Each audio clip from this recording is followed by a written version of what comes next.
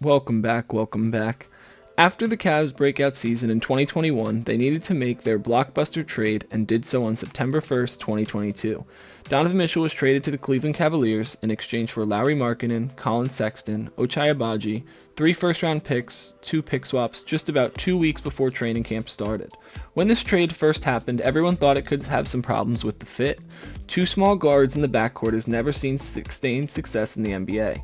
In addition to that, they're being paired with 2 non-shooting bigs in Evan Mobley and Jared Allen.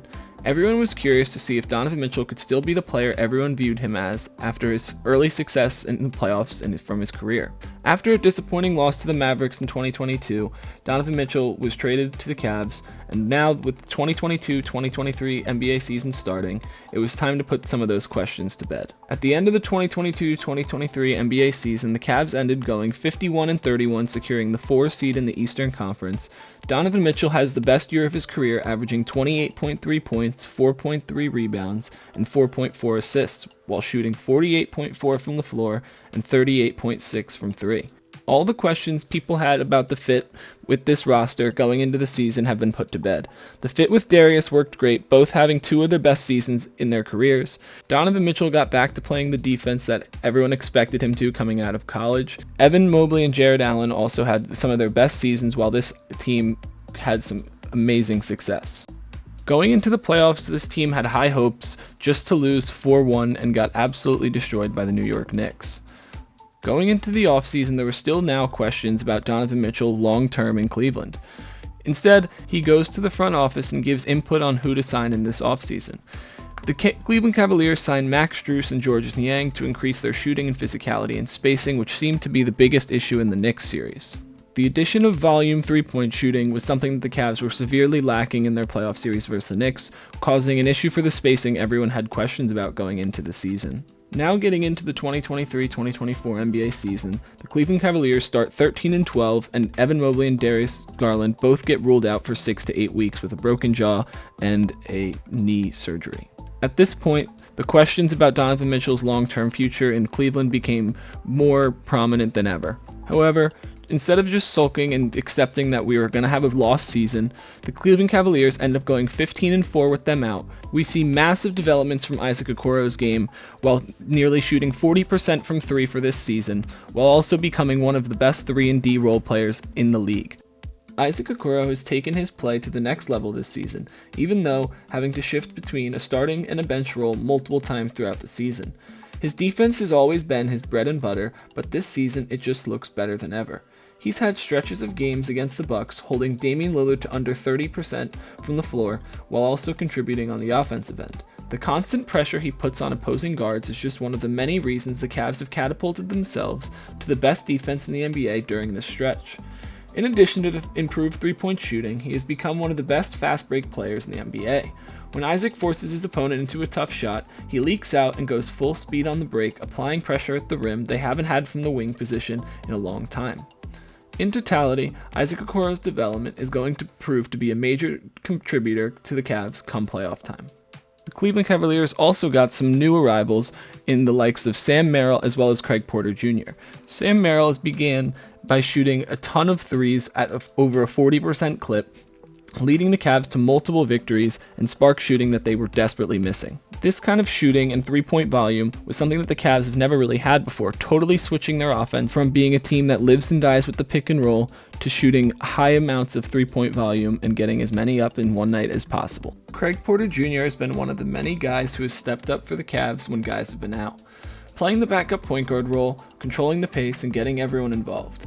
Craig Porter's had some huge games for the Cavs, one of which being his breakout game versus the 76ers in the in-season tournament when he had 12 points and 9 assists, as well as helping close out the game. He's had multiple 20-point efforts and even a game with a near triple-double versus the Bulls when he had 19 points, 7 rebounds, and 8 assists.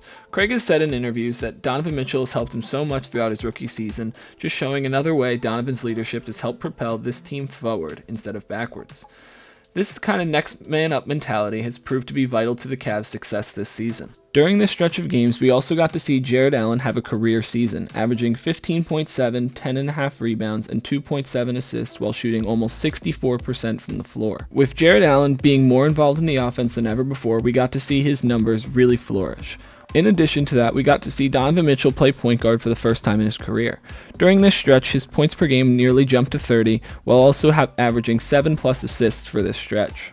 So far this season, Donovan Mitchell is averaging 28 points per game, 6.2 assists, and 5.4 rebounds on the season as a whole. The Cleveland Cavaliers are up to the 2 seed in the Eastern Conference, having a 39-20 record, setting them up for a great first-round matchup with a play-in team. Now, at the beginning of March, with everyone healthy, this team is getting prepped for the playoffs. Where do they go for the rest of this season? Cleveland Cavaliers have 2 real tough stretches for the rest of this season that are going to tell the tale of their season so far. The first stretch starts the day this video is uploaded versus the New York Knicks. Then they play on Tuesday, March 5th versus the Boston Celtics, then a back-to-back on Wednesday in Atlanta, and Friday at home versus the Timberwolves. A stretch of games that can decide the fate of the Cavs' seeding, while also their future moving forward.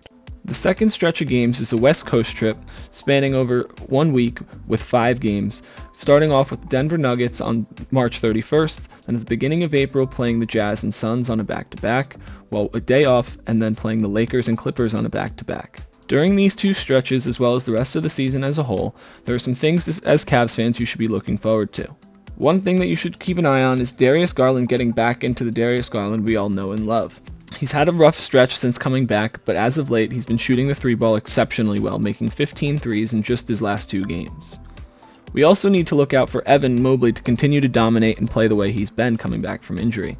He's shooting the 3-ball way better, he's attacking, he's being aggressive, and he's not letting people push him around like he has in the past in his career. The last thing that I would focus on for the rest of this season is watching Donovan Mitchell continue his dominance. After having 2 disappointing playoff series in a row, based on his expectations, and for this team to win a championship, he needs to get back to what he was doing versus Jamal Murray in what seems like it was 10 years ago. He needs to be the best player on the floor like he has been this entire regular season. During these 2 stretches, we need to see Donovan take over and get himself and this Cavs team prepped for the playoffs so we don't have another disappointment just like last year. We want to have a deep playoff run, and in order to do that, Donovan Mitchell is going to have to be great. All of these things that I mentioned throughout this video are all leading to this season's playoffs. To prove that this team and this core is legit, and they, I think, need to make it to the conference finals and prove the doubters wrong. Without that kind of run, this team will always be viewed as a team with a weird fit and just really good on a spreadsheet. This is the time to make a difference. Let's go, Cleveland Cavaliers. I'll see you in the playoffs, and peace.